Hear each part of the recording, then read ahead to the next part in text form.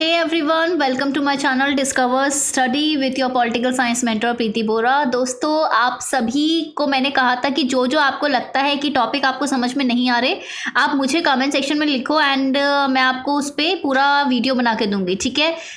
ये मैंने बात की थी आपको लेबर मूवमेंट, जब मैंने आपको श्रमिक आंदोलन कराया था तब, एंड उसके बाद आपने बोला कि मैम ट्राइबल मूवमेंट भी करा दो, हमें पीजेंट मूवमेंट्स भी करा दो, राइट। इस तरीके से आपने बात की थी। तो ये आपने रिसेंटली देखा होगा कि मैंने काफ़ी मूवमेंट्स आपको करा दी हैं, और उसके अलावा भी काफ़ी ऐसे टॉपिक है जो आपने डिमांड किए थे, मैंने करा दिया है। बट आज हम करेंगे पीजेंट्स मूवमेंट इन इंडिया, और बेसिकली ये 2 पार्ट में होगा। ये अभी पार्ट 1 है, पार्ट 2 मैं कल डालूंगी। ठीक है, 2 पार्ट में होगा क्योंकि बहुत सारी मूवमेंट्स है। और सबसे पहले हमें समझने की जरूरत है कि यार ये पीजेंट मूवमेंट क्यों हुई थी। ठीक है, क्योंकि रीजन तो पता होना चाहिए ना कि यार ऐसा कोई मूवमेंट था तो उसका पीछे का कारण क्या था, राइट। अगर मैं बात करूंगी किसानों की, तो किसानों की अगर मैं बात करूं तो वो क्यों इतना आंदोलन कर रहे थे, क्योंकि किसान का माना जाता है कि उनमें क्या होता है, पेशेंस और टेम्परेंस, यानी कि बहुत ही सब्र बहुत ज़्यादा होता है। क्योंकि आपको पता ही है कि फसल उगने में एक लंबा समय लगता है, एंड तब तक वो लोग वेट करते हैं, एंड जो उनकी मेहनत है उसका फल लेने के लिए काफ़ी लंबा एक वेट होता है। बट ऐसा क्या हो गया कि मूवमेंट्स हुई। तो आपको पता है कि जो ब्रिटिश, पहले तो इंडिया बेसिकली आज़ादी था जब राजा महाराजाओं के अंदर, तो हम अपना जो प्रशासन है राजा महाराजा अपने हिसाब से चलाते थे। लेकिन जैसे जैसे आपके फॉरेन पावर्स आई, ठीक है, विदेशी कुछ शक्तियां आई और हमारे को, भारत को अपने अधीन करने लग गई, और स्पेसिफिकली ब्रिटेन, तो क्या होने लगा कि वो धीरे धीरे आई तो थी ट्रेड करने के पर्पज से, व्यापार करने के पर्पज से। बट क्योंकि आपका इंडस्ट्रियलाइजेशन यानी कि औद्योगिकरण बहुत ज़्यादा आपकी फॉरेन कंट्रीज़ में आ रहा था, उसकी वजह से उनको मार्केट भी चाहिए थी। मार्केट के लिए वो व्यापार तक ही सीमित नहीं रहे, उनका एक उद्देश्य था कि जो पॉलिटिक्स है ना, इसके पीछे पॉलिटिक्स यानी कि राजनीतिक जितनी भी आपके राजनीतिक जितनी भी चीज़ें हैं उसमें भी आ गए कि यार राजनीतिक अगर हम कंट्रोल ले लेंगे, नियंत्रण ले लेंगे, तो हमारे लिए यहाँ पे व्यापार करना बहुत ही ईजी हो जाएगा। ठीक है, ये ऐसा इनको लगने लगा। अब इसके चलते क्या हुआ कि इंडियंस में, तो इंडिया में थोड़ी सिचुएशन चेंज हुई। इंडिया में बेसिकली क्या होने लगा कि पहले जो हमारी जो डोमेस्टिक इंडस्ट्रीज थी ना, जो हमारा आपकी इंडस्ट्रीज थी, उसको रिप्लेस कर दिया गया। क्यों? क्योंकि जो फॉरेन का जो बना बनाया मटेरियल आ रहा है वो बहुत ही, एक तो फर्स्ट ऑफ ऑल चीप था, सस्ता था, और बहुत जल्दी बन जाता था। ठीक है, तो इसलिए आपका क्या हुआ कि डोमेस्टिक जो इंडस्ट्री है उनका एक तरीके से पतन हुआ है। ठीक है, एंड इसके चलते हमारा जो हैंडीक्राफ्ट्स हो गया, ये सारी चीज़ें ना बिल्कुल डिग्रेड हुई थी। अब फॉरेन मटेरियल चल रहा है तो फॉरेनर्स को भी आपको पता है डिमांड बढ़ रही है। अगर आपकी डिमांड बहुत ज़्यादा बढ़ रही है तो आपको उस डिमांड को पूरे करने के लिए नए प्रोडक्ट्स चाहिए होंगे, जिसके लिए हमें चाहिए था, उनको चाहिए था रॉ मटेरियल्स, यानी कि जो संसाधन है, रिसोर्सेज हैं, वो चाहिए थे। अब इन्होंने सोचा कि ये जो रिसोर्सेज है, ये संसाधन है, वो इंडिया से ही हम इम्पोर्ट कराते हैं अपनी कंट्री में, यानी कि भारत से निर्यात होने लगे आपके रॉ मटेरियल्स, और उनका आयात हुआ किसका, फिनिश्ड गुड्स का।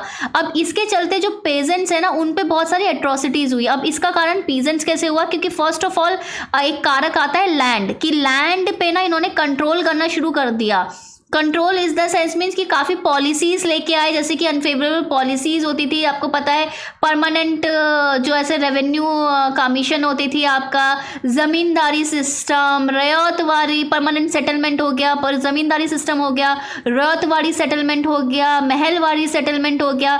इन सब के चलते क्या होता था कि एक बड़ी परसेंटेज, अप्रॉक्सीमेटली 50% से भी ज़्यादा परसेंटेज सीधे सीधे ब्रिटिशर्स के पास चले जाता था, और इंडिया जो लोग होते थे इनके पास बहुत ही कम आपका बिल्कुल कम आउटपुट बचता था।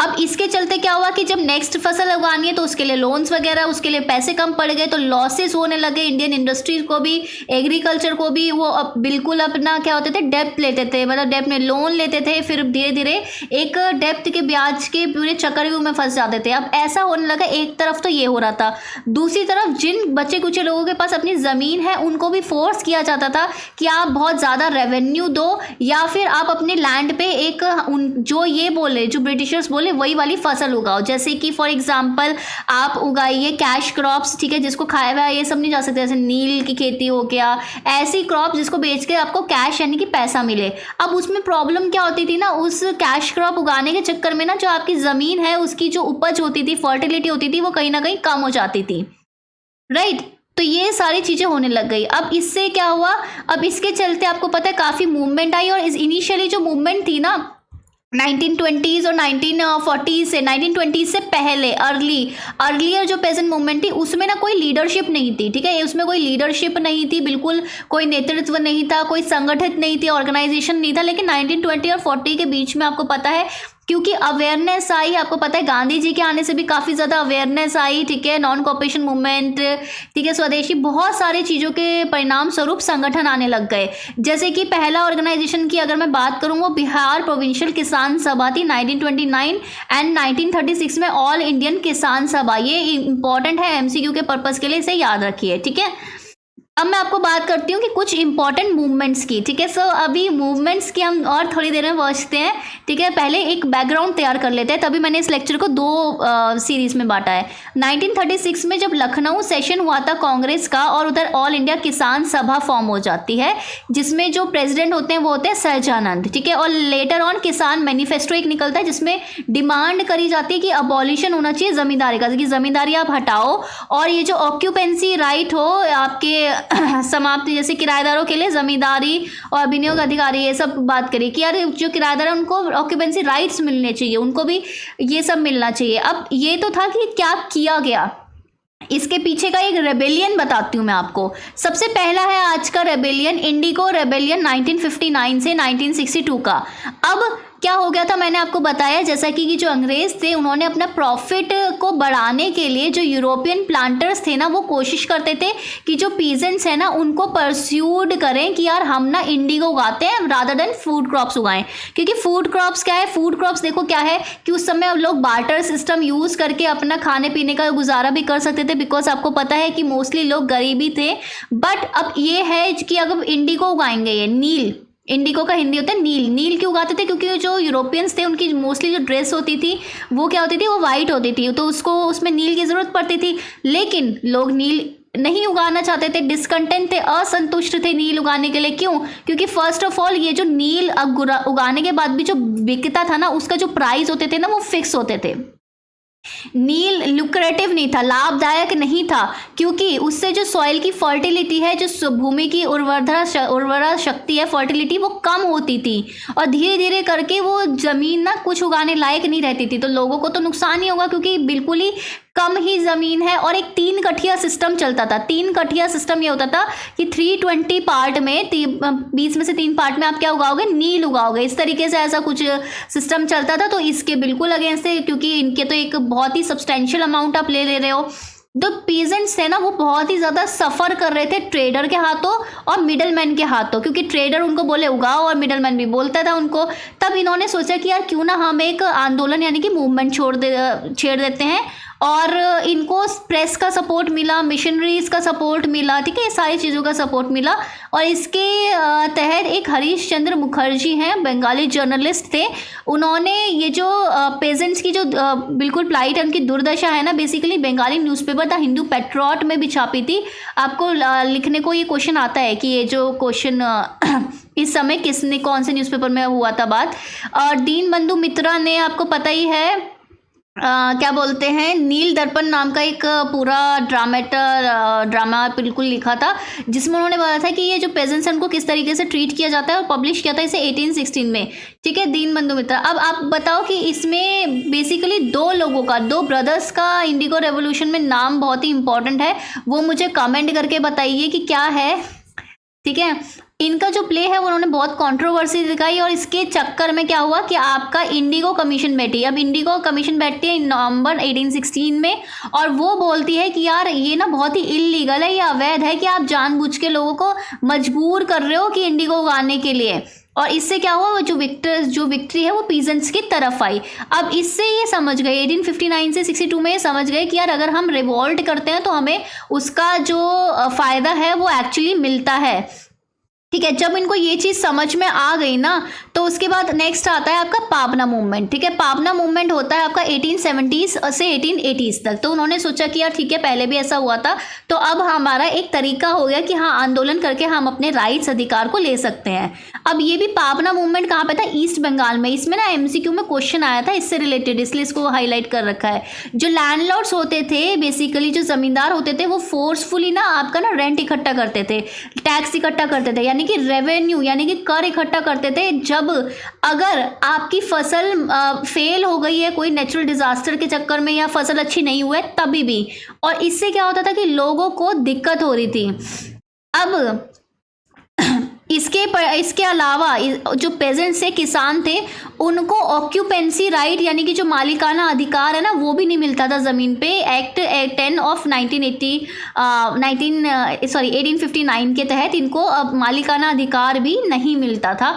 तो अब क्या होता थे, वो सिर्फ मजदूरी कर सकते हैं और उसके अलावा भी उनको इतना सारा टैक्स देना है, इतना सारा रेंट देना है, तो इनके लिए तो प्रॉब्लम होती थी। तो मई 1873 में क्या हुआ, एक एग्रेरियन लीग फाउंड की गई थी। किसके कहाँ पे? यूसुफजाई परगना, जो आपका पावना डिस्ट्रिक्ट में आता है, ईस्ट बंगाल में। उधर रेंट स्ट्राइक्स वर ऑर्गेनाइज किया, रेंट के खिलाफ एक हड़ताल हो गई, फंड्स इकट्ठा किए गए, स्ट्रगल पूरा पटना वगैरह सारे ईस्ट बंगाल सब जगह फैल गया, और लीगल रेसिस्टेंस था, बेसिकली कानूनी प्रतिरोध था, और लिटिल वायलेंस, बहुत ही कम वायलेंस का यूज़ किया गया था। ये 1885 तक कंटिन्यू हुई, और फिर धीरे धीरे आपको बंगाल टेनेंसी एक्ट 1885 पास हुआ, जिसके परिणाम स्वरूप ऑक्यूपेंसी जो राइट्स हैं वो किसानों को मिले। और इस स्ट्रगल को किस किसने सपोर्ट किया? Bankim Chandra Chatterjee, R C Dutt, Indian Association जो कि सुरेंद्रनाथ बनर्जी के अंदर थी, उसका भी पूरा पूरा समर्थन मिला। ठीक है। तीसरा हमारा रायट्स है डेक्कन रायट्स। डेक्कन रायट्स किसके लिए था? जो डेक्कन सिस्टम होता था, जो डेक्कन जो साउथ इंडिया वाला पोर्शन है, वहाँ पे रैयतवाड़ी सेटलमेंट बहुत ही ज़्यादा चलता था। और रैयत वाली सेटलमेंट मैं बताती हूँ, जितनी भी रेवेन्यू सेटलमेंट है उसमें से सबसे बुरा होता था। क्यों? क्योंकि इसमें ज़मींदार या मिडलमैन तो होते ही नहीं थे, सीधे जो गवर्नमेंट होती थी वो डायरेक्टली आपसे पूरा रेवेन्यू लेती थी। और चाहे आपकी फसल सही हो, बेकार हो, चाहे नेचुरल आपकी वजह से हो या फिर नेचुरल कॉजेस की वजह से, आपको जो रेवेन्यू है वो देना ही पड़ता था। और 50% से ज़्यादा आपका हैवी टैक्सेशन होता था, कि इतने आपको बढ़ा दिया था। अब क्या हो गया कि जो पेजेंट्स अपराइजिंग है वो बेसिकली बोलते थे कि जो मारवाड़ी और गुजराती मनी लेंडर से हम पैसे लेके ये पूरा पूरा हम अपना रेवेन्यू भर रहे हैं, और ये बार बार क्या होता है कि हमारा जो ब्याज पे ब्याज बढ़ते जा रहा है, और हमें बहुत ही मतलब एक तरीके से फोर्स लेबर की तरफ हम खींचे जा रहे हैं। तो हुआ क्या ना, इन्होंने सोचा कि सोशल बॉयकॉट करते हैं, यानी कि सामाजिक बहिष्कार करते हैं। 1874 में इन्होंने सोशल बॉयकॉट मूवमेंट स्टार्ट करी मनी लेंडर के अगेंस्ट, और उन्होंने सोचा कि ये मनी लेंडर से ना तो हम कुछ खरीदेंगे, ना तो हम इनकी शॉप में जाएंगे, ना हम इनके खेतों में कल्टीवेशन करेंगे, खेती करेंगे। सब बार बार वॉशरमैन, नाइयों ने, धोबियों ने, थानेदारों, ठीक है, बिल्कुल शू मेकर, सब लोगों ने उनको सर्व करना बंद कर दिया। उनको लगा कि यार इस तरीके से हमारा जो डिमांड्स है वो पूरी हो जाएगी। धीरे धीरे पूना, अहमदनगर, सोलापुर, सतारा, हर जगह ये मूवमेंट फैल जाती है, और धीरे धीरे देखते हैं कि वायलेंस आना शुरू हो जाता है। मनी लेंडर्स जो हैं, उनके जो साहूकारों के घरों में पत्थरबाजी, अटैक, शॉप में अटैक ऐसे हो जाते हैं। गवर्नमेंट को हस्तक्षेप करना पड़ता है, और गवर्नमेंट क्या करती है, डेक्कन एग्रीकल्चरल रिलीफ एक्ट लेके आती है 1879 में, जिसके परिणाम स्वरूप उनको थोड़ी मतलब उनका सिचुएशन थोड़ी सही होती है। ठीक है, इस तरीके से चल रहा है। अभी तक मैंने क्या बताया आपको कि क्यों आए थे ब्रिटिशर्स, उसके पीछे जो पीजेंट मूवमेंट है उसके पीछे का रीज़न क्या है, पीजेंट ऑर्गेनाइजेशन कौन से मेन्स हैं। और अभी हमने सिर्फ 3 मूवमेंट्स डिस्कस करी है। ठीक है, एक तो इंडिगो वाली मूवमेंट डिस्कस करी है, पावना डिस्कस करी है, और डेक्कन राइट्स डिस्कस करे हैं। और बाकी की मूवमेंट्स में पार्ट 2 यानी कि कल करूँगी, और वो भी तब जब आप इसको अच्छे से शेयर करेंगे। अच्छे से शेयर कीजिए इसको, व्यूज़ दिखाइए मुझे, कमेंट में मुझे बताइए आपको और कौन कौन से टॉपिक सीखने हैं, राइट। और उसके बाद ये आपको वीडियो मिल जाएगी। ठीक है, चलिए bye bye, take care, have a nice day.